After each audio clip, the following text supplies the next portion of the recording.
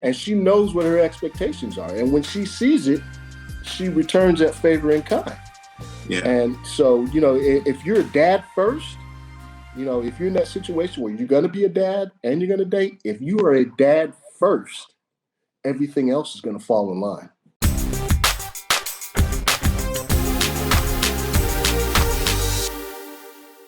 What's going on, guys? Welcome to another edition of Dads on Purpose, the podcast. I'm your host, as always, Josh Ashford. Got the big homie Kev. How you doing, man? What's up, baby? It's good to be on, as always, on Dads on Purpose podcast. Kev, you sound like you underwater. we gonna get. I promise y'all, we gonna get this figured out, y'all. We invested money and stuff, man. I promise you, we investing. So we can get that nice, crisp, elegant sound, man. I'm trying to sound like E.T. When he be on the mic. You know what I'm saying? We're trying to make it happen. We where we at though? Man, very special guest. My friend for 20 years. So he knew me when I was like born, something like that. I don't know. Yeah, the bigger kid. Man, we got the big homie, Mr. Curtis Malay. Curtis, how you say your last name? Malay. Is it really Malay? It really is Malay. Because I be messing it up sometimes. It's French by the way of Louisiana, baby. Oh, okay. Yeah. So you French, whatever. Yeah. That's what I'm so excited to have this conversation. Have you on, Curtis? Man, I don't know if you saw this, but I posted something on Facebook yesterday. Was it Facebook or IG? I think it was Facebook. It don't matter. I posted it on social media. And I was asking people because, Kev and I, we come up with the conversations that we really want to have. But I wanted to see what the people thought. I wanted to know what everybody else was like. I want you guys to talk about this. And one of the suggestions that really struck a chord with me was somebody was like, I want you to talk about single dads dating. And I was like, that's dope. Like, I'm not a single dad. Thank the Lord. My wife holding me down. I don't know what I would do if I was single, but that's why we're gonna have this conversation. Because I don't even know where to find a woman at. Do you go to bars? Do you talk to them at gyms? Anyways, we're gonna get into that. But so somebody had posted talking about having the conversation of dads dating, and I was like, that's so dope, especially because Kev deals with a lot with the teen fathers. And Curtis, yourself, you were a teen father. I was like, this is just like the perfect opportunity, one, to get some information for the younger side and get some information for those a little bit more experienced as well. But I think nonetheless, the information is going to translate across all platforms or all ages. Because, man, it's hard dating, right? Like, I've been married 3 years, but it's hard dating. And it's hard out there. Let me tell you. It's hard dating. It's hard out there in them streets. I tell you what, man. How hard is it dating, bro? Let's be real, because you know what I'm saying, you got your gray hairs and whatnots, and so you're a little experienced. How hard is it dating in general, without even putting in the kids? Because your kids are older. Yeah, my kids are older. I mean, in general, what makes dating tough is your mindset is different. When I was in college, when I was young, you weren't dating working towards anything. You were dating to date. You was dating to date. Yeah, you dating to date. You was collecting phone numbers, whoop-de-woo, this and that. But as you get older, the reality is you got to think of, where you're going to be. Who this person that I'm dating, is this somebody that, can hold me down, that I can hold down? So once your perspective changes, it makes it a little tougher to date, not because you become choosier, but because you're less likely to accept certain things. And I'm 50 years old, man. I've got 50 years worth of habits that, whoever dates me, they're stuck with those habits. You can't teach an old dog new tricks. I was about to say, Curtis got some habits, y'all. Curtis got some habits. Yeah, I got some quirks. I ain't gonna put you out there, but Curtis got some habits. Don't put me on blast, man. Don't put me on blast. No, but go ahead, Kev. No, but I love what you said, Curtis, man, because I think that's the that's the key to dating. Is you said you got 50 years of habits, but you know what your habits are. And I think for me, man, I think I am the most horrible pickup line person in the world. Like, Yeah. I think about, yeah, give us one, Kev. Give us one. Yo, what's up? Hey, that's it right there. That's the whole thing. Kev, that's why Kevin been married for 12 years. We talking about, yo, what's up? Yo, what's up? You do a little head nod. But you know, all my pickup lines have been. All your pickup lines been what? Hey, they've been reduced. Like you in the grocery store, you're like, hey, can you tell me what aisle the ketchup's on? That's my whole pickup line. Oh, you like ketchup, huh? Are you getting some ketchup for your wife or for your girl? Or is it just for, I don't know. I'm just. But like I would be the worst, like just in dating. But what I realized was I really in that dating field, in that dating realm, when I had a short stint, because anybody that really knows me knows my dating lifestyle and situation. But it was like, man, when I really figured out who I was, when I really found my wife, when I really found somebody who was like, all right, Dan, that's who you are. That's what you gonna be. That's all right. Do I really want to be with this? And having the door of, hey, man, if you want to get with this, that's cool. If you don't, I'm gonna be hurt. But you can leave. You know what I mean? Because I don't want any of us to be in this for an extreme. I'm trying to change him. I'm trying to, or I want to mold her to be the woman I need her to be. No, she needs to be who she is and who God created her to be, and with all of her quirks and things that she is. And then you have to say, okay, am I willing to be with this person? And what do I see from, like what you said, Curtis, what do I see from that person? So yeah, I 100% agree with you, man. Like maturity and growing up and knowing what you want. Like, what does that look like though? Because where they're at. Oh, go ahead, Curtis. Well, you have to learn how to meet people where they're at. When you're younger, for example, my first wife, we met in college. We were college sweethearts. So, we were discovering who we were, as we went along. And then, after we got divorced and I was back in the dating pool, the first kind of trap that I fell into was, you would meet somebody and you'd want to fix them, or you'd meet somebody and you'd want to make them that person that you had in the past. Instead of learning how to meet people where they are and accept them, like Kev said. So that's like the foundation of dating, though. But when you introduce kids into that, and granted, Kev deals a lot with younger dads, and then Curtis, your kids were they weren't, when you first started dating, what was it, 12 years ago? Your youngest was what, 7? 8? Well, yeah. Well, I mean, going back, I was a single dad. My oldest daughter was born the year I graduated from high school, the same year I went into the Army. Wow. And that's a little bit different perspective. And that deals with some of what Kev deals with was, before I could get serious about dating, I had to learn how to be a dad first. I kind of feel like, there's a duality there. You can't do one and not do the other. Because the reality of the situation is you're taking time away from one to be with the other at certain points.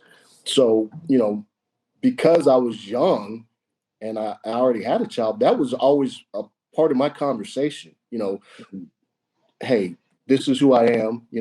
I have a daughter, and this is what I bring with me. When we talk to young ladies about dating, when we talk about young men dating young ladies who have kids, we always tell them, hey, you don't just date the mom, you got to date the kids as well. Well, that works back and forth, because at some point there has to be a relationship, especially if you're like me and you've got a strong-willed daughter and you're dating a strong-willed woman. You got to learn how to fight those battles.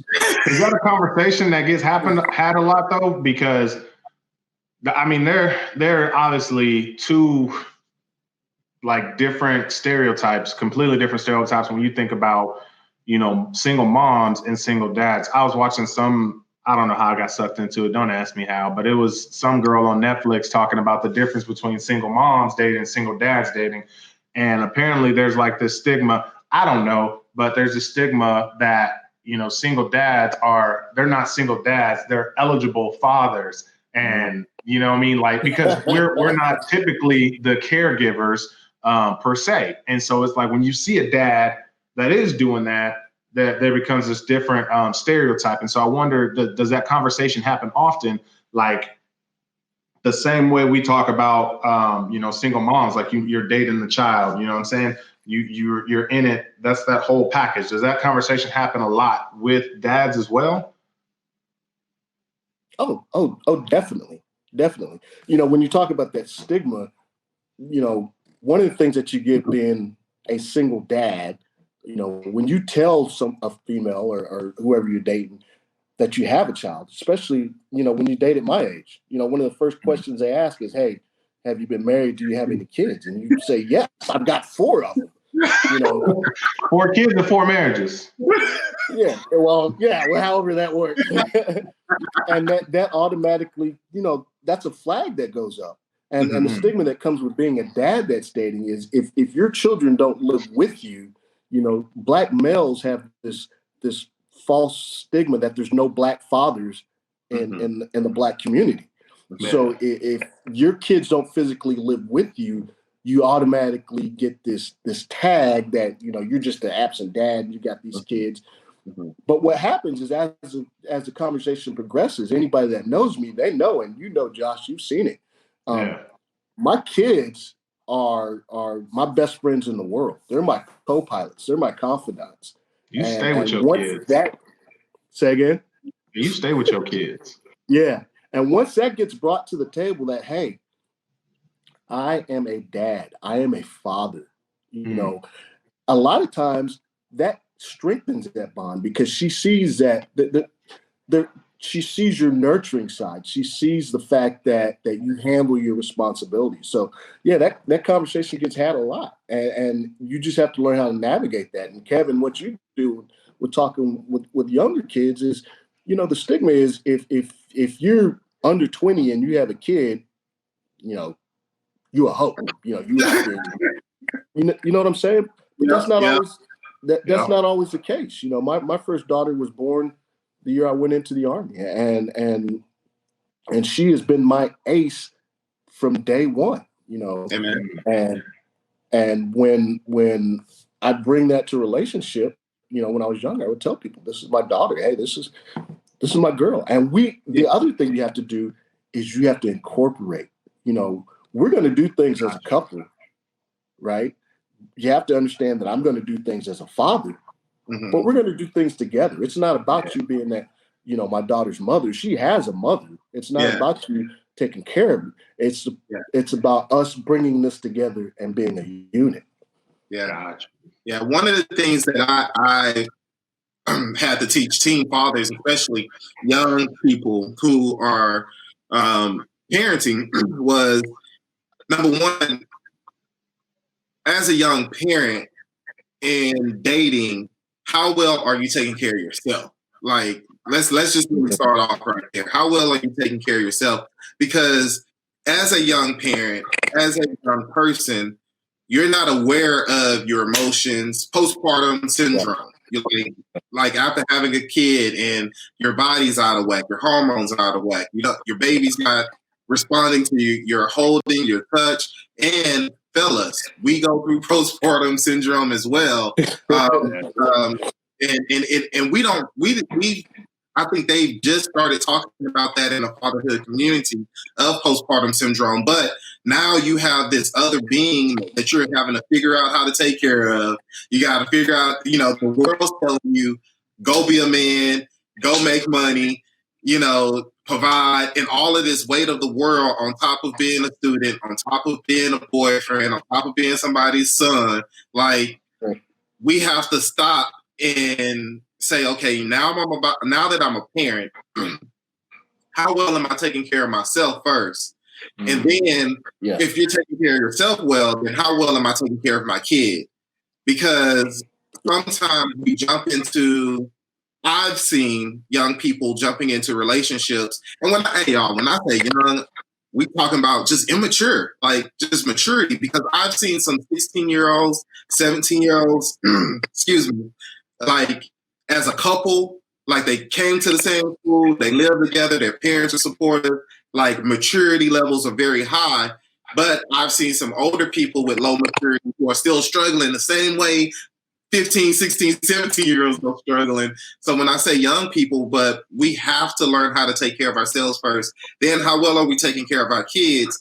And then the next step I say is don't introduce your kid to that person until you know where that relationship is going. Like if you know it's just a hit it, quit it type of situation, like why are you inviting him over with your kids there? Like why are you inviting her to ice cream and you know this person is not going to be in their lives? Because now you're shaping their mindset of what does a relationship look like? Like I know I got a mom and this is my dad, but this chick come over every other weekend and then this other chick come over and she buy me this. And, you know what I mean? Like it's just one of those things where we have to start defining these relationships that we're getting into before we start introducing these people to our kids. And I strongly recommend that for my teen parents. It's like, dude, I know you're in high school. I know you want to have fun, but he can take care of the baby. If you want to go out with this dude, you want to go do what you do, send him to his daddy. Like, stop trying to, I'm a single parent. You got his phone number. You know where he stay. Knock on the door. When you hand up the kid and you go. Like, dude, come on. You know what I mean? Like, we have to start protecting our kids. And I look at it like that. I'm not sitting here bashing your decisions on what you're deciding to do in your life. What I'm thinking of is the best interest. Anytime y'all hear me talk about kids, it's the best interest of the kid. And I think that's the best interest of the kid to help shape their mind frame of what healthy relationships look like. Man, and them kids gonna snitch on you anyways. Mm-hmm. They gonna look. We was at my grandmother's this weekend, and my 2-year-old, she's such a snitch, and she don't miss nothing. My grandma came in there. She came in the living room. Mind you, it's like 5 p.m. She had got some coffee, and she just came in there, and Jocelyn was just like, "Oh, you got coffee?" Like you can't. You know she can be. She's like, "Oh, is that for Dada?"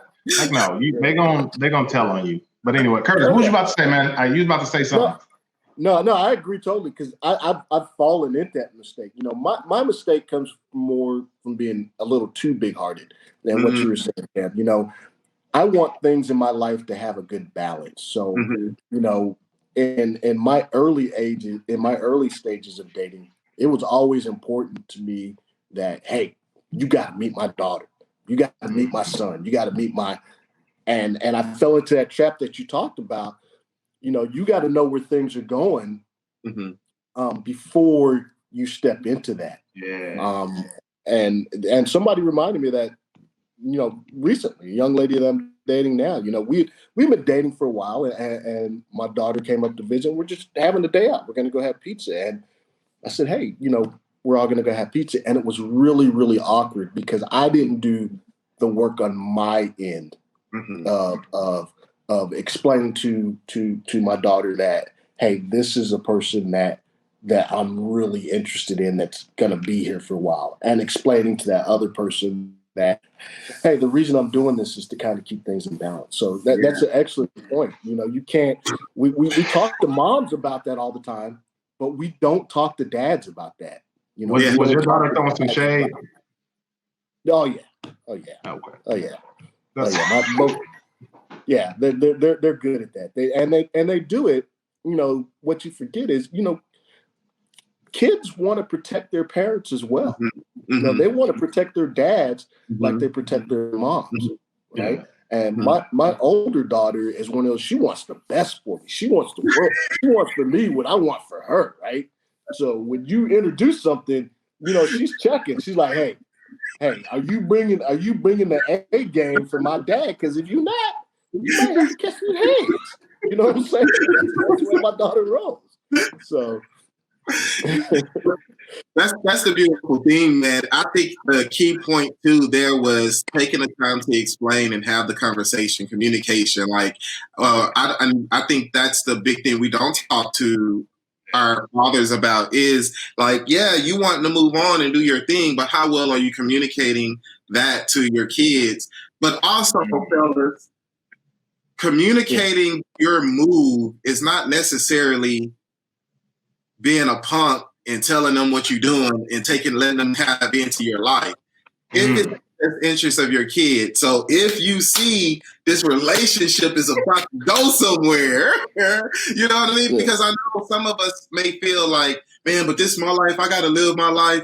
But we also have to have communication to where we can have a positive relationship still with the mother of your child. Because I know a lot of, I know I've had some instances where I've had a young man and, we lost him. We lost Curtis, but keep going. Curtis, we'll get him back. But no, keep going, Kev, because you said you had some instances where you had a young man. Yeah, I had a young man who wouldn't move on or refused to move on because of the fear of the mother of the child and how she felt. And at some point, man, in order for us to really be whole people, you know, and be whole dads for our kids, we have to be able to say, you know what, listen, our relationship is not going to work, but for the best interest for our kid, we got to be friends. And you know what, I'm moving on. I found somebody that I'm moving on with. It's not for your approval, but I just need you to know. So, my bad, dropped out there, guys. No, you good, bro. You good. Yeah. But I was just explaining about having communication and keeping open lines of communications with the mother of the child as you move on, so that when the baby goes to mama and says, "Oh yeah, me and Sandy went with daddy to," and she's like, "Who? What? Yeah. What y'all doing together?" You know, and having an agreement. I'm sorry. There's so much that started popping into my mind when I said that. Was also having an agreement between the mother of the child and yourself. Like, hey, we're not going to introduce our kid until we know we're serious, you know? And I don't want to be in your business, but I just need to know that you're serious so that I could be there for our kid. Like, it's an emotional thing to make them over here. It's not about me getting in your business and wanting to know who you with and how y'all do things. Y'all do things the way y'all go do things, but at the same time. And have you had some experience with that, Curtis? Yeah, and the key is, you have to learn the individuality of relationships. My relationship with my kids is my relationship with my kids. My relationship with my significant other is my relationship with the significant other. If those two don't get along, life does not have to end. Because going back to your point of taking care of yourself, part of taking care of self is I've got to be happy too. Yeah. So sometimes we want to force people to get along, and that's it doesn't have to be like that. You know, you have to have that understanding with the mother that, hey, we are no longer together. Yeah. And my relationship with my child is not predicated on our relationship. Mm-hmm. And you know, go ahead. No, I was just saying that's co-parenting. Exactly. It has to be co-parenting. But the other part of that, you know, you talk about dad on purpose. You have to step up and you have to be a man too. You can't waffle between the two. You can't play one against the other. You can't just throw things in the ring and hope that they work out. Why are you laughing, Kev? Hey, bro, I need to drop her off at midnight. Why you dropping her off at midnight, bro? Yeah. I come get her at 2:30. There you go. Oh, you ain't gonna let me in? Yeah, you're not gonna let me in. So, you up? Yeah. And you can't. I'm sleeping. And the other thing is you can't confuse your child. You can't. Yeah. You know, that'll mess them up. If you're confusing them and you're still carrying on this fake romantic relationship with their mother and trying to have a romantic relationship with another, that's going to confuse your child and make them bitter. You can't do that. Yeah. And that's I think that's the hard. I think this is the hard part of this whole dating thing is the emotional impact Yes. of the relationships, period. Like, I think I've seen some people, I'm trying to get the words to say it, but I've seen some people date out of spite. Yes. Oh. Yes. Does that make sense? Like, yeah, definitely. man, he hurt me and blah, blah, blah, blah. And he thinks Definitely. you know, or man, she thinks she gonna find another dude. Well, I'm gonna go do my thing and take care of my kid and show her I could be. And you're fighting, you know what I mean? Fighting for relationships that aren't meant to be just out of spite. So I think we have to recognize, like, man, if you're not ready to be in a relationship, own up to that. Like, bro, if that's that maturity, Kev. That's that maturity. You talk about folks being young. That's that maturity. Like all of it. If you're going to be a single dad and you're dating, if you're going to be a parent, you got to be mature. And I'm not saying like you got to be like perfect, whatever. No. But you got to understand it's levels to this. Like you're a parent, you can't do what you did over here. Okay, you're a parent and you're dating. Well, you can't date the way you like it all. It's maturity to all of it. Like now you're a dad, you're dating, and you got an ex-wife. Like that, and the kid spends 50 time with you guys. Like it's levels to it. I think you just got to be mature. It is, and maturity is not an age. It's a state of mind because, you know, like you said, there's younger people.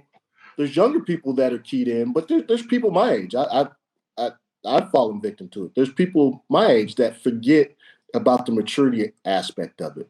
Yeah, you know. So maturity isn't just an age. That goes across the spectrum. Whether you're a young single dad dating at 14, or you're a single dad dating at 62.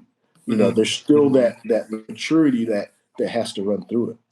Yeah, because I totally believe in the growth mindset. And one of the things that I ask my teen fathers to get them there is, what kind of dad do you want to be? Like, one of the questions that I think that, you know, a lot of fathers and a lot of dads, a lot of men might be out here talking about, okay, you're talking about maturity, you're talking about growth, you're telling me what to do, man. I'm on my grind, I'm on my hustle, I'm really trying to do my thing, but people still calling me immature, I'm still making immature decisions. I think we have to start setting goals of, you know, and then getting some check on it, right? So one of the things I think I do for dads is ask them, like, what kind of dad do you want to be? Like, what kind of representation do you want to be for the mother of your child, whether you're in a relationship or you're not in a relationship? What kind of representation do you want to be for your kid? And then if you decide to go and be with somebody else, what kind of representation do you want to be for the next spouse? Like, and it's compatible to that person. Like, if you're trying to be one person and they come in and, yeah, I know you're trying to be an entrepreneur and all, but you need to go get a 9-to-5, but you've been building up something. Maybe that ain't the person for you, because now you know what kind of dad you're trying to be for your kid and the support of the mother of your child too. So I think we have to start thinking differently as well. What you said, Curtis, on what does fatherhood look like and what does fatherhood look like as a parent and as a parent dating someone else. That's a key. I personally think being a father makes you a better person to date if you're a true father. Because I'm about to say, if you're a true father, because Josh, you could attest to this. Having kids will make you realize what your deficiencies are. Mm-hmm. You know, and they will. If you can date your 6-year-old, you can date anybody. Oh, come on, bro. If you can make that cranky 6-year-old happy, you know, when she's not feeling well, if you can make that cranky 6-year-old smile, if you can attend to all that cranky 6-year-old's needs, if you can give them snacks, you know, if you're dating her the way you want to date people, my daughters, you know, my oldest daughter's 32, my youngest one is 16. They don't open doors. When they're with daddy, they don't open doors. Getting in the car, going in, they don't open doors. And that expectation that I've set for me as a father is the same expectation that I have for me as a mate. You know, I open my think I'm in doors, trouble. I open your doors. No, I'm just saying I'm in trouble because my 2-year-old, she likes to open her own door. Yeah. I mean, there's nothing wrong with that. She's like, She's like, my turn. She's like, I got it. You raise them to Baby be girl. independent, but you teach it. You know, Yeah. one of my favorite movies is A Bronx Tale. I don't know if you ever seen A Bronx Tale, but they got the young kid. You know, he's going on a date with his girlfriend, and he asks his dad. He says, "How do I know she's the one?" And he says, "Well, you open her door, get the car, and then you close your door. And if she reaches across and unlocks your door, she's the one." Mm-hmm. Now, the missing equation from that is the reason she reaches across and unlocks that door is because she's seen what a real man should be, right? And she knows what her expectations are. And when she sees it, she returns that favor in kind. Yeah. And so, you know, if you're a dad first, you know, if you're in that situation where you're going to be a dad and you're going to date, if you are a dad first, everything else is going to fall in line. Yeah, man. Yeah. I think that's it, Kev. I do want to have this conversation later, not right now, of co-parenting, because I think that's a whole nother piece of that to this whole dating and being a good father and being a dad on purpose is co-parenting. Because it's I don't know if it's easier because I've only experienced it one way, but I do feel that there are more challenges when the two are not living in the same household. Yeah. When the parents aren't living in the same household. And so understanding what you smiling like that for, Kev? I'm about to shut this whole thing off. Look. He can feel it. He can feel it. Co-parenting, bro. Co-parenting. I believe there's even co-parenting in marriages, bro, because certain way. Oh, yeah. Yeah, so but parenting. Yeah, but I mean, you know, but I think that's like saying you know, when I want to tell my wife, okay, I'll babysit the kids tonight. But I only do that to make her mad. Right? but I think some people don't realize that. I think some people feel like, hey, we should be parenting and this is the way we're gonna parent. Mm-hmm. But nah, because I see it some way and I need to adjust and I need to do my thing. So that's why I'm saying, like, yeah, we've had to make some adjustments. Yeah, some tweaks. Curtis, man, what are some final words of wisdom with all of your salt and pepper hair that you would like to impart on, you know, dads out there that are trying to make it work, that are trying to date and trying to be dope dads, and really just have it all together? And one thing that I always say, you know, my mantra is you've got to be true to who you are. And Josh, you know I'm a quirky dude, and until I was comfortable enough with myself to accept those quirks and be true to who I am as a person, you're no good to anybody else. You're no good to your kids. You're no good to your mate. Yep. So, and it's not as hard to figure out who you are as we make it out to be, but establish your core values. Establish what you're about, and that common thread run through your kids, through your dating, through your marriage. Once you establish that core value and you're true to who you are, you're going to be so much of a better person for everybody around you. And I just want to commend you, brothers. I mean, Josh, you know, when you first came out with this brand, you know, Dads on Purpose, hey, brother, that struck me in the heart because we have this stigma in the Black community that there are no Black fathers.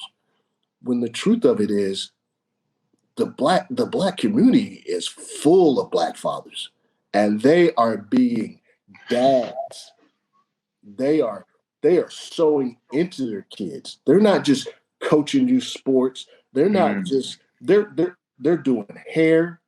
They're cooking meals. They're wearing tutus. You know what I'm saying? They're teaching their sons how to change tires. They're teaching their daughters how to jumpstart a car. So I commend you, brothers, on what you're doing in podcasts like this, because we need to hear that. You know, even at my age, we need to hear that we are vital and we matter and we're integral in the success of this whole thing. Yeah, man, I don't. It's so crazy because, you know, when we start this whole thing, you know, really putting a spotlight on dads, on Black dads, you hear the stereotypes and you see what's in the movies, but then when you talk to dads in like that I know that y'all know, it's like, yo, we don't know nobody like that. Yeah. Like the norm is not what's portrayed. And so it just, I don't know, man. Hollywood gonna Hollywood. You know what I mean? And so whatever. We just keep doing what we're doing. KB, man, what you got for the people, bro? Man, like, shoot, Curtis nailed it all in everything, man. Just have some values, let the values be the core between everything. Man, fellas, let's continue to communicate, learn how to communicate, set some plans and some goals for dating. If you're just like, man, I'm ready to date, you know, what does that look like and how you're gonna approach that with your mother of your child, with your child, and how you're going to introduce the person you're going to date with. Like, come on, man, we're giving you guys some nuggets. So, man, if anything, man, just take these words of encouragement and wisdom. Know that Black men are out there doing it. We're being fathers. We're being great dads. So come back, visit us, get some more info, get some more gems. Yo, man, I don't know if it's the weather or what it is, or Curtis is just relaxed, whatever, but this was a lot. I mean, I'm not upset. This episode was a lot more, you know, just like it had a nice calming effect. Everybody's talking nice and, you know what I mean? Whatever. I don't know. Maybe it's the weather. Who knows? You know what the problem is? Group chat Curtis. Group chat Curtis is a lot different. If y'all saw group chat Curtis, if y'all saw, and that's what I wanted to come out. I wanted group chat Curtis. I don't need professional Curtis at work in his conference room. Right. I'm at work. Hey, KB, he gets on me because I get on the group chat. My daughter taught me how to do the whole towel around your head thing, you know, when you're drying your hair. So I'll be in the group chat just like that in all my glory, baby. And the Marco Polo and all of it. Yeah. Curtis, but I'm true to who I am.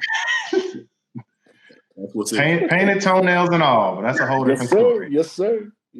Anyways, y'all, I forgot to, man, you know, y'all know who this episode sponsored by. TLC, Teach, Love, Connect, the fatherhood brand, man. For fathers, by fathers, fatherhood over everything. Go to tlcbrand.com and get your swag, man. We got some hats coming out. Kev, I got to get you some more shirts, man, so you can be rocking all them different colors. And be like me, be a little, you know, flamboyant, be a little bougie and whatever. But tlcbrand.com. Y'all, if you guys love us, like the podcast, subscribe to the podcast, leave some comments. We got some comments on YouTube that I got to get to. I apologize. I'm in the middle of buying my house and selling this house. And so, you know, we a little behind. But until then, y'all, we'll see y'all next week. Take care. Hey, love you.